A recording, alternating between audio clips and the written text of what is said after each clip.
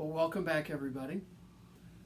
I can remember when I was in college and taking the same class, American Lit, and kind of honestly struggling through a lot of the beginning materials from the Puritan authors, all the sermons, how preachy it was, and then reaching the Enlightenment with the Federals, and I just really wasn't enjoying the class.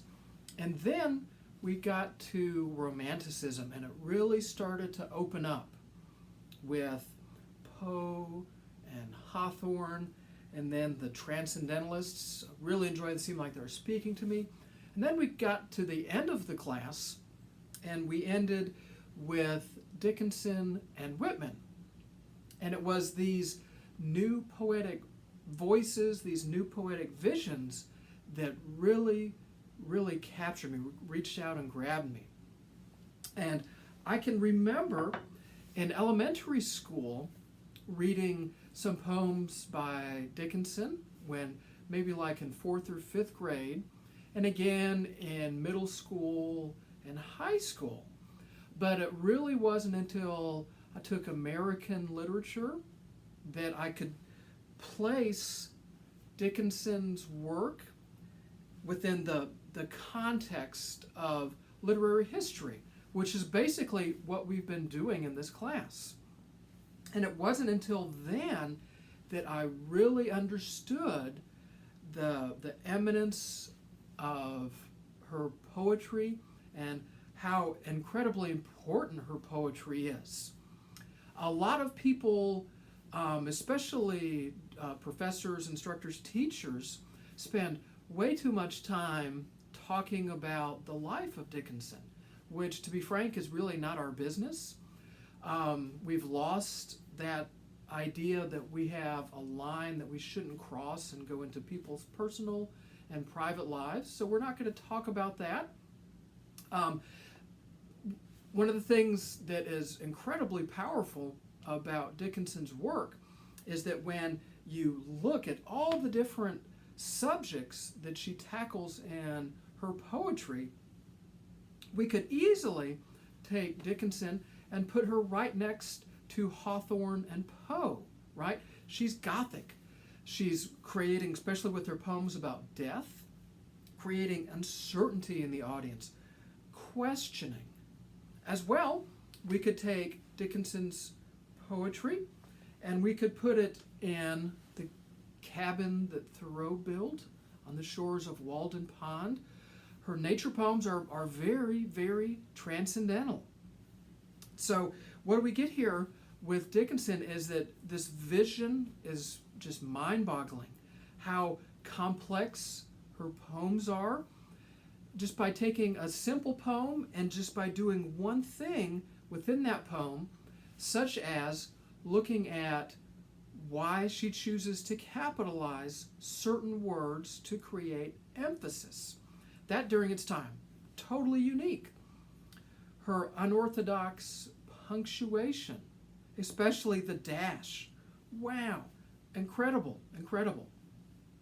Another way to approach the poetry of Dickinson is to take one poem and then white out certain words to force a close reading of the poem and to dive in and say, why did Dickinson choose to use this word?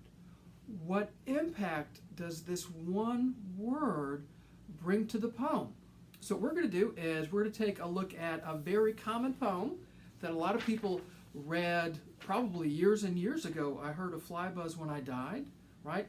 I can remember reading this, decades ago. And then by doing this, you might be able to see it over my shoulder, it really brings and forces a new reading to the poem. So we're going to do this for this little poetic exercise here of Dickinson's I Heard a Fly Buzz When I Die. Okay, guys, I'm still here, but this is the version of the poem, I Heard a Fly Buzz When I Died, and I've just gone in and whited out certain words to force a new reading. I heard a fly buzz when I died. The stillness in the room was like the stillness in the air between the storm. The around had wrung them dry and were gathering firm for that last onset. When the king be witnessed in the room, I willed my keepsakes, signed away what portion of me be. And then it was there interposed a fly, with uncertain stumbling buzz between the light and me. And then the windows failed, and then I could not see to see. Okay, so we just, right? And some of these deletions result in a little bit more clunky reading than others, right? Like here, deletion with uncertain stumbling. See, they're just really easy just to carry through. So when we do this, we have to ask ourselves, well, looking here, why? We don't need a word here, right? With uncertain stumbling buzz, right? But then others we do need. So this is forcing consideration, a new reading. Why did Dickinson do this? So let's kind of juxtapose, put the two side by side so we can dive in even a little bit deeper and closer to this poem. Okay, so what I've done is that I've put the poem with the previous side by side, and sorry for not having my face in here, but it'd be magnified way too big. So now, let's take a look here. I heard a fly buzz when I died. The stillness in the room was like the stillness in the air between the heaves of storm. Heaves. Right? Capitalized. There's a lot of capitalization here. Did y'all notice that?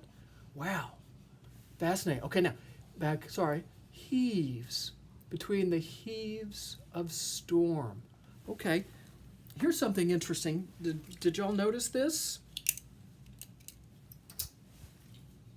Did y'all notice? Right? Storm. Right? This really doesn't fit with what's right above it, does it? Stillness in the air. Right? So what does this suggest about here, this blank spot? The heaves of storm. Okay, well, clearly we have the speaker here, right? Dying, the stillness, wow, one word, back-to-back lines in the same stanza. We're breaking rules here of poetry. One of the reasons why Dickinson is so highly regarded. Okay, the heaves of storm. We have a good contrast here. So there's not a storm going on outside. It's not a thunderstorm as in summer. Instead, what's happening, these are the friends and family, the relatives, all the different relations, right? And heaves. So now, why do we have heaves here? Well, when someone is sobbing uncontrollably, their shoulders are heaving up and down, right? So the heaves of storm. This is depicting the emotions of the different family members. Wow, that we can see in here. Amazing.